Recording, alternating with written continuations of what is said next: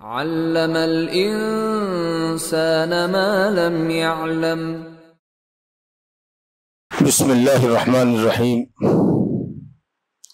الحمد للہ رب العالمین، الصلاة والسلام علی نبینا محمد وعلی آلہ وصحبہ اجمعین، اما بعد، والطاعة لأئمة المسلمین من ولاة امورهم وعلمائهم، واتباع السلف الصالح واقتفاء آثارهم والاستغفار لهم، وترك المراء والجدال في الدين، وترك كل ما أحدثه المحدثون۔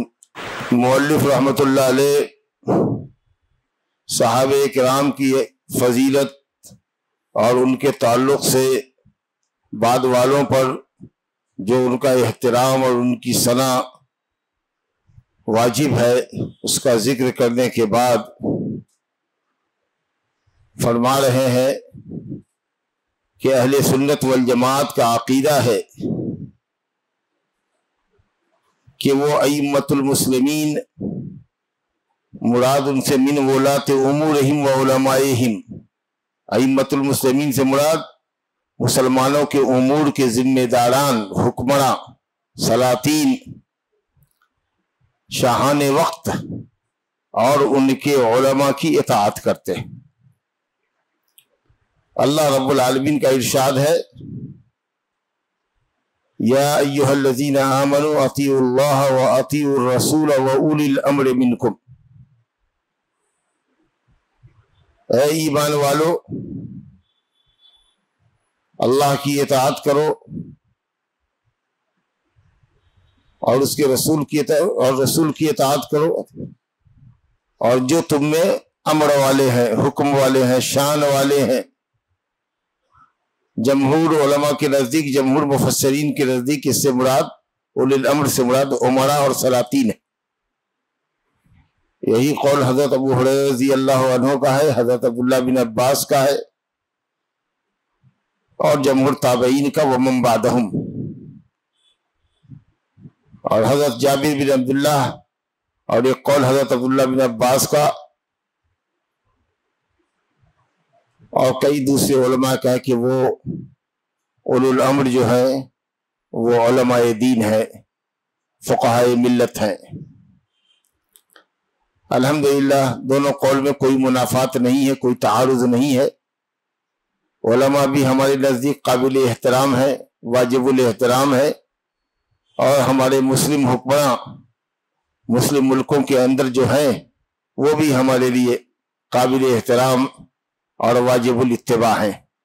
ہم علماء سے دینی مسائل اخذ کرتے ہیں، وہ ہمارے لیے ہمارے مسائل کو واضح کرتے ہیں، اور حکمراں حضرات ہمارے امور کی دیکھ ریکھ کرتے ہیں اور شرعی قوانین کو ہم پر نافذ کرتے ہیں۔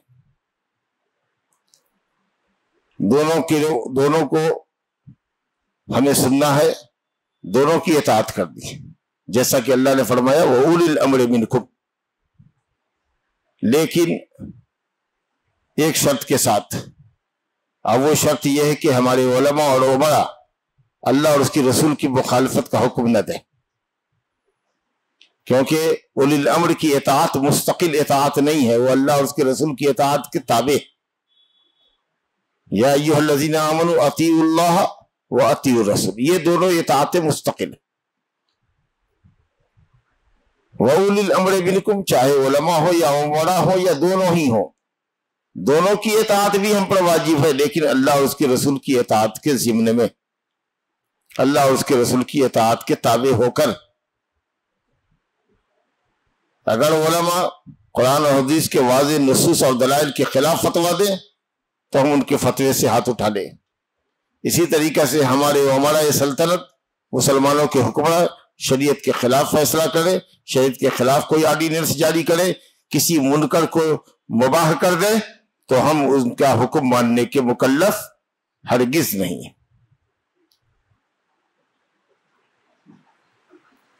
اللہ تعالیٰ نے فرمایا کہ علماء کی اطاعت ہم پر ہے۔ اس سلسلے میں اللہ نے فرمایا فَاسْأَلُوا أَهْلَ الذِّكْرِ إِن كُنتُمْ لَا تَعْلَمُونَ، اگر دین نہیں جانتے ہو، مسئلہ نہیں جانتے ہو، تو اہل ذکر سے، قرآن اور حدیث والے سے پوچھو. فَاسْأَلُوا أَهْلَ الذِّكْرِ إِن كُنتُمْ لَا تَعْلَمُونَ. اور اسی طریقے سے جو لوگ سنی سنائی باتوں کو بلا تحقیق کے لے اڑتے ہیں اور بے پڑھ کے اڑاتے ہیں، جس سے ایک ہلچل اور زعزعہ پھیلتا ہے، ایک ہلچل مچتی ہے، تو اللہ تعالیٰ نے ایسے لوگوں کو کہا وَلَوْ رَدُّوهُ إِلَى الرَّسُولِ وَإِلَىٰ أُولِي الْأَمْرِ مِنْهُمْ لَعَلِمَهُ الَّذِينَ يَسْتَنبِطُونَهُ مِنْهُمْ. یہ منافقین جو باتوں کو لے کے ایسے ہی اڑا دیتے ہیں بے پڑھ کی، ان کو چاہیے کہ معاملے کی حقیقت کو جاننے کے لیے، نشیب و فراز کو سمجھنے کے لیے باتوں کو کدھر لے جائیں؟ رسول کی طرف، صلی اللہ علیہ وسلم کی طرف، وَأُولِي الْأَمْرِ مِنْهُمْ، اور اولو الامر کی طرف، علماء کی طرف، تاکہ وہ صحیح استنباط کر کے صورتحال کا سے صحیح نتیجہ اخذ کر کے آپ کو بتا سکے کہ حقیقت کیا ہے. یا اسی طریقے سے کہا فَلَوْلَا يَنْهَاهُمُ الرَّبَّانِيُّونَ وَالْأَحْبَارُ، احبار اور رہبان نے من قولهم الاسم وعقلهم السحت، ان کی باطل باتوں سے، گناہ کی باتوں سے یہودیوں کو اور حرام خوری سے کیوں نہیں روکا؟ فلولا ينهاهم الربانیون والاحبار.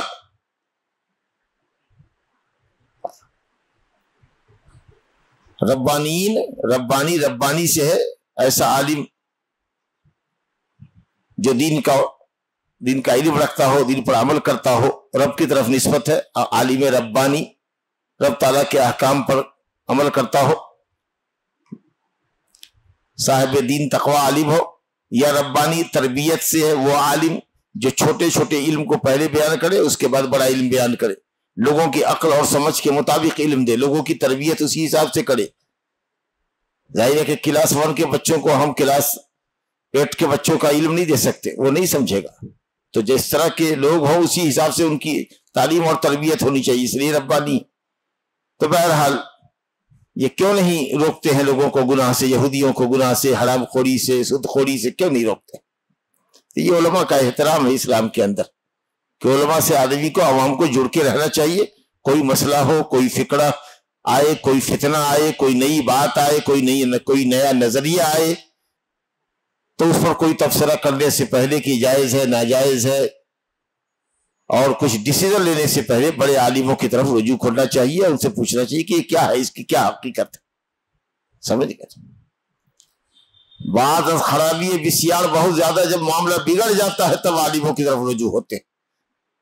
جب امت پھنسنے لگتی ہے، نوجوان اس کے ہتھے چڑھنے لگتے ہیں، تب جا کے عالموں کی طرف آپ رجوع کرتے ہیں. کاش کے پہلے بڑے علماء کی فتاووں کو دیکھ لیتے، ان کے نظریات کو معلوم کرتے، ان کی رائے اور ان کی فکروں کو معلوم کر لیتے، تو اتنی بڑی گمراہی، اتنا بڑا فتنہ جو ملک میں اور عالمی طور پر پھیلا ہوا ہے نوجوانوں میں، وہ نہیں پھیلتا تھا. رہ گئے عمرا اور حکام ماشاءاللہ، تو ان کا کیا کہنا ان کی اطاعت کا.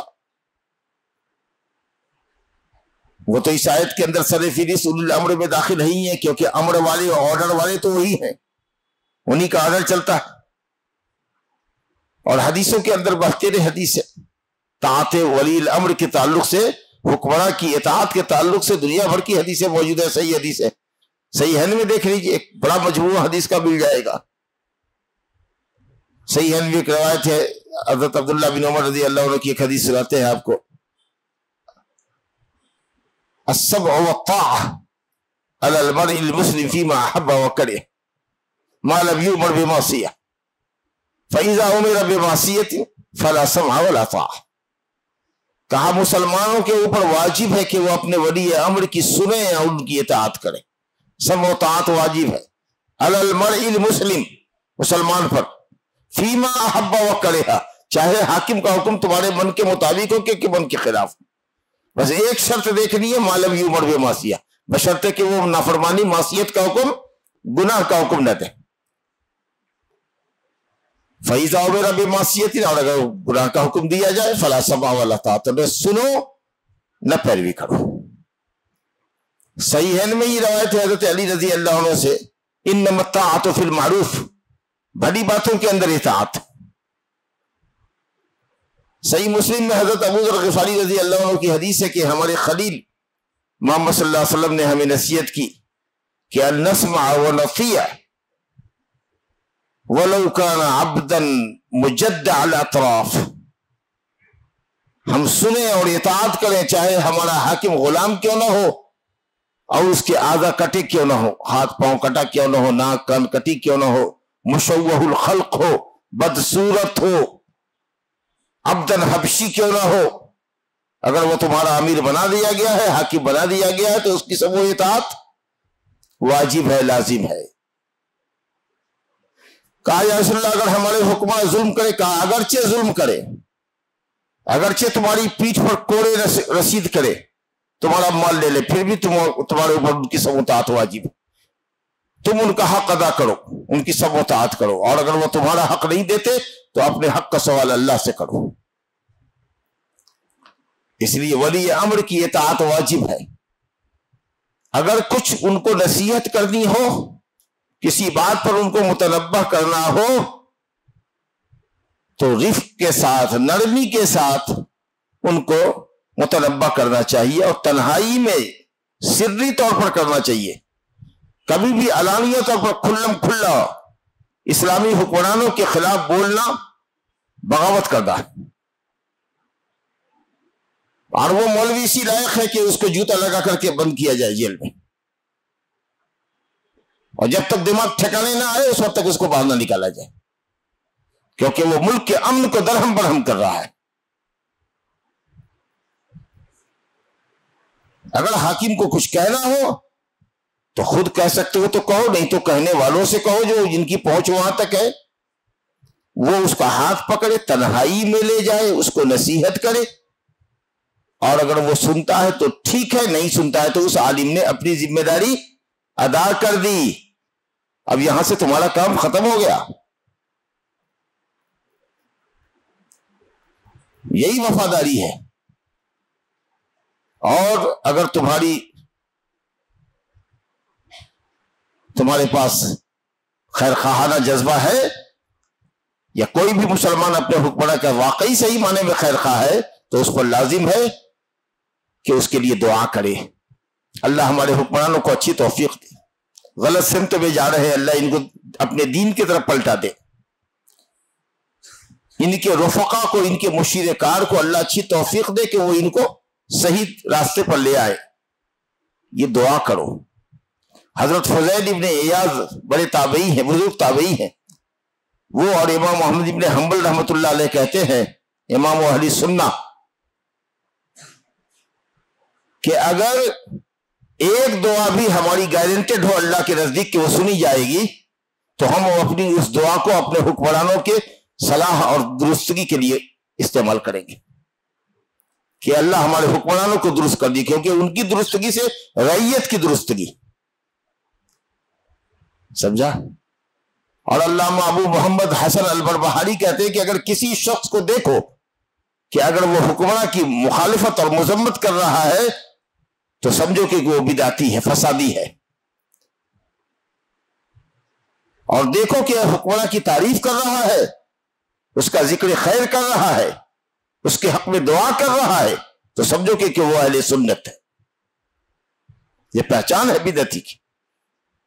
جتنے لوگ ہنگامہ آرائی کر رہے ہیں بلاد عربیہ میں، وہ سب اخوانی، سب قطبی، سب بنائی، حسن البنا والے، سید قطب والے، تو محمد عبدہ والے، فسادی سب۔ الحمدللہ ابھی چہرے پر نقاب، چہرے سے نقاب الٹ دیا گیا ہے۔ یہ صوفیوں کی جماعت جو جاتی ہے تصوف کے لیے، تبلیغ کے لیے، لیکن اندر اندر نوجوانوں کو ورغلاتی ہے سعودی عرب میں کہ یہاں وہابیوں کی حکومت ہے، ہاں، جن پر بینڈ لگا ہے، بوکھلا گئے ہیں، دنیا بھر کی اٹاک پٹاک باتیں کرتے، اور ہمارے یہ بولے بھالے نوجوان اگر ان کو میڈیا پر کوئی خبر مل جائے یا میڈیا پر کوئی تصویر دیکھ لیں کہ کوئی حاکم، کوئی امیر غلط تصویر بنائی، تصویر قابل اعتراض حالت میں ہے، اس کو لے کے اٹھتے، دیکھو عیاشی کرتے، دیکھو ایسا کرتے، دیکھو ایسا کرتے، اور معاملے کی جب حقیقت کی جب آپ تحقیق میں جائیں گے، حقیقت کی پرت پلٹیں گے تو معلوم ہوگا کچھ نہیں، یہ فساد ہے، یہ دشمنان دین کی سازش اور کاوش ہے۔ ارے خلافت راشدہ چاہتے ہیں آپ لوگ، آج خلافت راشدہ ہوگی 1400 سالوں کے بعد۔ شکر ہے کہ اللہ کی توحید قائم ہے، سنت پر عمل قائم ہے، علماء کثرت سے، جامعات ہیں، دین کی تعلیم و اشاعت ہو رہی ہے، قرآن و سنت کی اشاعت ہو رہی ہے، ان کا چھاپا خانہ قرآن مجید چھاپ رہا ہے، 10 ملین نسخے، یا غالباً 1 ملین، مجھے یاد نہیں ہے اس وقت۔ شاہ ملک سلمان حفظہ اللہ نے پوری دنیا میں اس کے تراجم تقسیم کروائے، ساری دنیا کے مسلمانوں کی تفطیر کا، افطار الصائم کا انتظام ہوتا ہے۔ جب بھی ملک کو معلوم ہوتا ہے کہ کوئی مسلمان کہیں بدحالی میں ہے، فوراً وہ حکومت سب سے پہلے دوڑتی ہے، اپنے اختلافات کو بھلا کر۔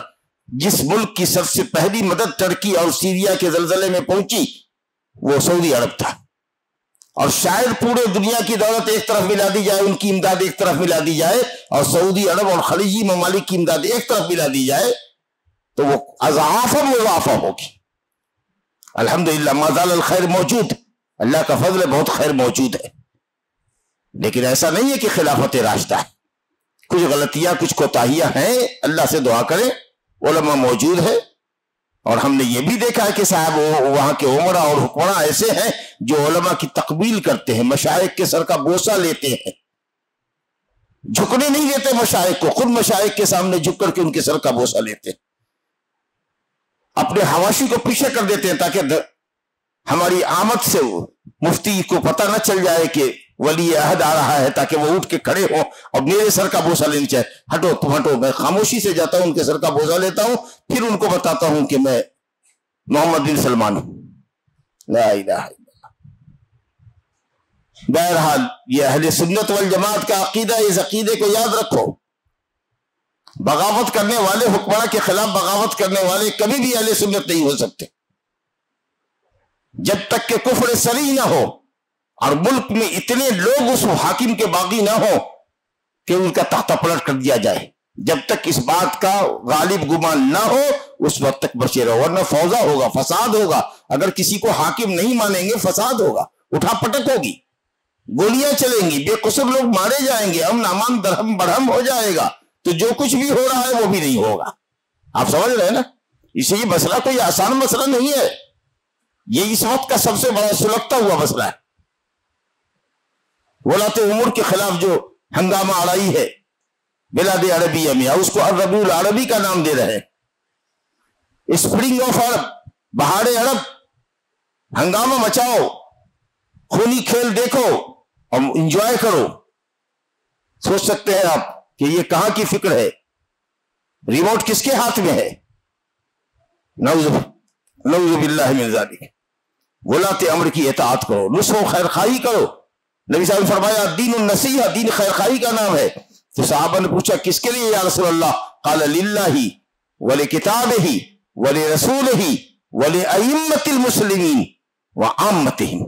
اللہ کے لیے، اس کی کتاب کے لیے، اس کے رسول کے لیے خیر خواہ بنو، امام المسلمین کے لیے، حکمرانوں کے لیے، اپنے مسلم حکمرانوں کے لیے خیر خواہ بنو، اور عامت المسلمین کے لیے خیر خواہ بنو۔ ہم یہ نہیں کہتے کہ اس کا غلط حکم مانو، مت عمل کرو، لیکن فتویٰ بازی مت کرو، پوسٹر بازی مت کرو، چوراہے پر کھڑے ہو کر جمعہ کے ممبر سے تقریر حکومت کے خلاف مت کرو، کوئی تحریر لکھ کر کے، سری تحریر لکھ کر کے، ناصحانہ تحریر لکھ کے بھیج دو، کسی بڑے مفتی سے مل لو، کسی بڑے حیات کے بارے علماء سے مل کر کے اس کو بتاؤ کہ شیخ ایسا ہو رہا ہے۔ اگر سمجھتا ہے تو سمجھے، اللہ سمجھ دے، نہیں سمجھتا ہے تو تم نے اپنا حق ادا کر دیا، چلو ادیت ما علیک۔ جب ظلم اور زیادتی کی حد ہو جائے گی اللہ رب العالمین خود ایکشن میں آئے گا۔ لیکن اب یہ واہ ویلا جو پہنچا رہے ہیں نا، یہ نہ چین سے رہتے ہیں نہ دوسروں کو چین سے رہنے دینا چاہتے ہیں۔ پوری دنیا میں ایک مملکت ہے توحید کی اور دعوت کی، اس کو بھی چاہتے ہیں کہ اس کو تیا پینچا کر دیں، اکھاڑ پھینکیں، تاکہ جہاں جیسا جس طریقہ سے چاہے کرتے رہے، کراتے رہے۔ کفر نہیں ہے، کچھ فساد، کچھ شر ہے، اللہ تعالیٰ دور فرمائے۔ دعا کیجیے کہ اللہ مسلمانوں کے حال کو دنیا میں درست کرے، نوجوانوں کو اچھی سمجھ دے، علماء سے رابطہ کرنے کی توفیق دے۔ کاش کہ یہ نوجوان علماء سے رابطے میں ہوتے نا تو ان کو وہ عقیدے کی کتاب پڑھا کے بتاتے کہ تم علماء اہل سنت ہو، تم بدعتی نہیں ہو، تم معتزلی نہیں ہو جو اپنی رائےوں کو قرآن اور حدیث پر مقدم کرتے ہیں، تم خارجی نہیں ہو، تم شیعہ نہیں ہو، تم اہل سنت والجماعت کے بیٹے ہو، تمہیں یہ کام نہیں کرنا۔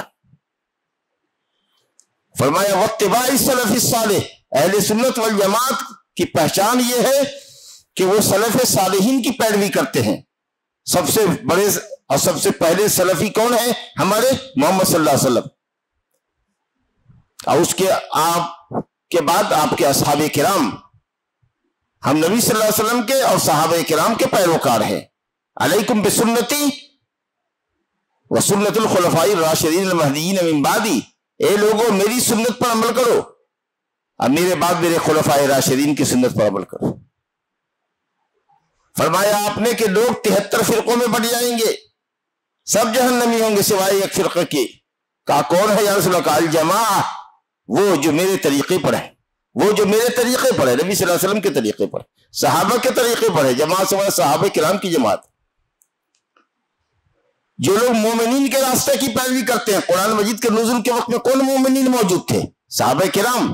وَمَن يُشَاقِقِ الرَّسُولَ مِن بَعْدِ مَا تَبَيَّنَ لَهُ الْهُدَىٰ وَيَتَّبِعْ غَيْرَ سَبِيلِ الْمُؤْمِنِينَ نُوَلِّهِ مَا تَوَلَّىٰ وَنُصْلِهِ جَهَنَّمَ وَسَاءَتْ مَصِيرًا، جو رسول کی مخالفت کرے گا اور رسول کے زمانے کے مومنین کی مخالفت کرے گا، جہنم کا ایندھن بنے گا۔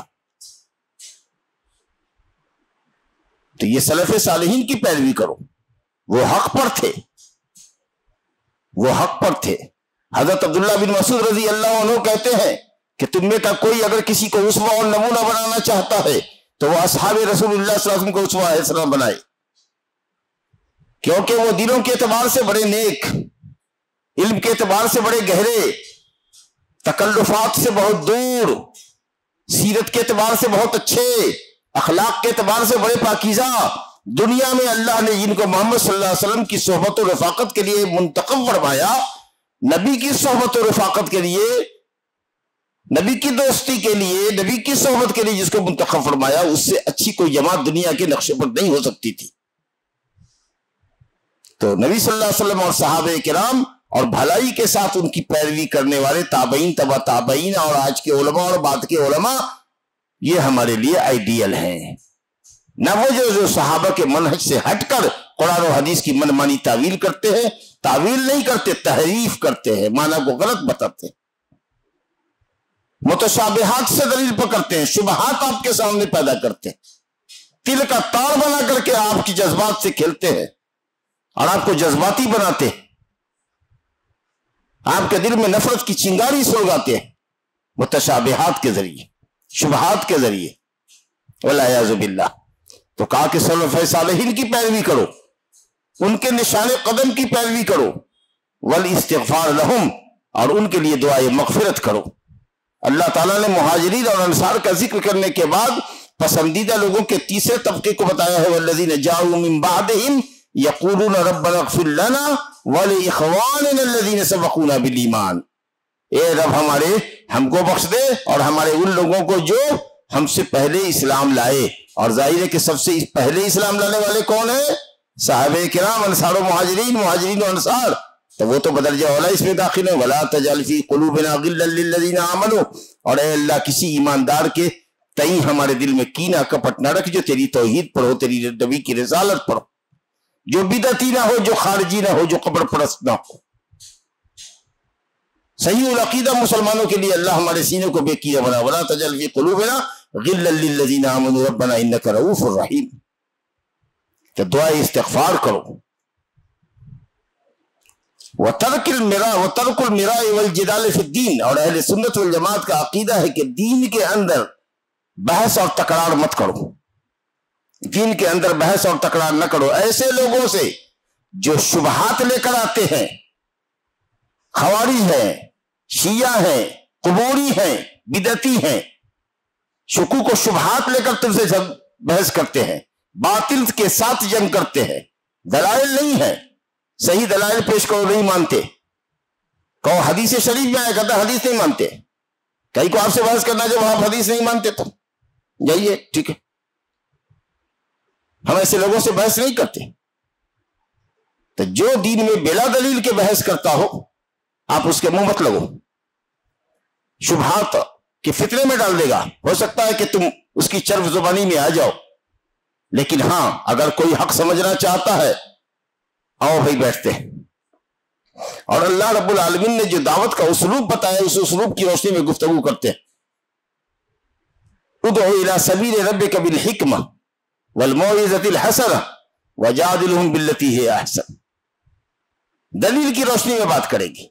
अगर नहीं तुम्हारे समझ में आती है तो कभी कभी सख्त अंदाज भी अख्तियार करेंगे, डांटने का अंदाज होगा। क्या तासुब के ऐनक चढ़ाए हुए हैं, क्या हरदर्मी है आपकी? बिल्कुल वाज़े दलील है, वाज़े अक़वाल उलमा के पेश कर रहे हैं, आप है कि अपनी जिद पे तो तुले हुए। इस तरह की बात है। थोड़ा सा सख्ती भी कलाम में आनी चाहिए, कड़क आनी चाहिए, लेकिन गाली गलोज लत्तम जुत्तम की कैफियत, लात और पांव और जूते की जरूरत नहीं आनी चाहिए। इस तरीके की जिदाल दीन के अंदर नहीं होनी चाहिए। उसको उसके हाल पर छोड़ दो। हो सकता है कि कभी दोबारा मिलोगे तो फिर बात करने का सिलसिला जारी रह सकेगा, लेकिन अगर मारपीट आज ही कर लिया, उखाड़ पछाड़ कर दिया, तो फिर दोबारा गुफ्तगू का दरवाजा बंद हो जाएगा। तो वजादिलहुम बिल्लती हिय अहसन। और तुम अगर हुक्मरान हो तब फिर अगर हक पर नहीं आ रहे हैं तो हाकिम वक्त की जिम्मेदारी है कि अगर उसके पास ताकत है, आप बिदअतियों को, कब्र परस्तों को, खवारिज को और मुतज़िला को अगर सर कर सकते हैं तो उनके लिए जरूर वाजिब होगा कि उनसे क़िताल करें। लेकिन हमारे पास तो क़िताल की ताकत नहीं है, तो हम क्यों लात जुत्ता करें? दलाइल की रोशनी में गुफ्तगू करें। तो यूं बेजा गुफ्तगू कर रहे हैं, बकबक कर रहे हैं, बेदलील की बातें कर रहे हैं, कठहुज्जती कर रहे हैं, तो कठहुज्जती करने वालों से गुफ्तगू नहीं करनी चाहिए, खास के दीन के अंदर। तर्कुल मिराय वल जिदाल, मिरा माने भी झगड़ा और जिदाल माने भी झगड़ा। समझा गए? वो तर्क कुल्ल मा अहदसहुल मुहदिसून। और इसी तरीका से अहले सुन्नत वल जमात का ये नजरिया और अकीदा है कि हर वो चीज जो दीन से साबित ना हो, चाहे वो अकीदे की बात हो या इबादत हो, कोई भी चीज जो दीन से साबित ना हो, अकीदा व इबादत, और बाद के किसी मौलवी ने उसको पैदा कर दिया हो दीन समझकर, सवाब का काम समझकर, उसकी पैरवी न करो। वो बिदत है, दीन के अंदर बिदत है, और हर बिदत गुमराही है। दीन के नाम पर, अकीदे के नाम पर जो भी नया अकीदा ईजाद किया गया हो या नई इबादत ईजाद की गई हो, जिसकी असल शरीयत में ना हो, या असल तो हो लेकिन वो कैफियत ना हो जो कैफियत बिदतियों ने पैदा कर ली है, वो जगह और वो वक्त ना हो जो बिदतियों ने वक्त और जगह के साथ उस इबादत को खास कर लिया है, तो ऐसे लोगों की बिदत से दूर रहो। कहा वह तर्क कुल्ल मा अहदसहुल मुहदिसून, और बिदतियों ने जो बिदती ईजाद की उनको छोड़ो, क्योंकि नबी करीम सल्लल्लाहु अलैहि वसल्लम ने फरमाया मन अहदस फी अमरिना हाज़ा मा लैसा मिन्हु फहुव रद्दुन। जिसने भी हमारे दीन में कोई नया काम किया, नया अकीदा, नई इबादत पेश की, वो हमारा उम्मती नहीं है। दुनिया के मामले में नयापन मतलूब है, दुनिया के मामले में नयापन मतलूब है। अच्छा कारोबार करो, अच्छा पुल बनाओ, अच्छी पुलिया बनाओ, बिल्डिंग मजबूत बनाओ, वो तुम्हारे दुनियावी उमूर है। अगर दीन से खिलाफ नहीं है तो वो सब ठीक है। वहां दुनियावी उमूर के अंदर असल इबाहत है, मुबाह है, इल्ला कि वो शरीयत से टकरा जाए। और दीनी उमूर के अंदर असल दलील है, असल दलील है। दलील होगी तो इबादत होगी, दलील होगी तो अकीदा साबित होगा। अब दुनियावी उमूर में असल मुबाह है, अगर दलील उसके खिलाफ होगी तब मना होगा। तो इबादत तौकीफी होती है, दलीलों पर मबनी होती है। दलील लाओ तो ठीक है, नहीं तो गलत। और दुनियावी उमूर में असल ये कि वो हलाल है, इल्ला ये कि दलील लाओ कि वो नाजायज है। आप समझ रहे हैं? तो जब बिदअत की तारीफ कीजिएगा तो ये समझिएगा कि जिसने दीन में कोई नई चीज ईजाद की। एक आदमी का ये चश्मा पहनते हैं, नबी सल्लल्लाहु अलैहि वसल्लम ने पहना था, हमने कहा उनकी आंख खराबी नहीं हुई थी तो काहे को पहनते? हमारी खराब हुई तो हम पहनते हैं, सवाब नहीं समझ के करते हैं। बीमारी इसलिए पहनते हैं, दवा इलाज कराते हैं। आपने तो कहा ना तदावो या इबाद अल्लाह तदावो, अल्लाह के बंदो दवा इलाज करो, है ना जी।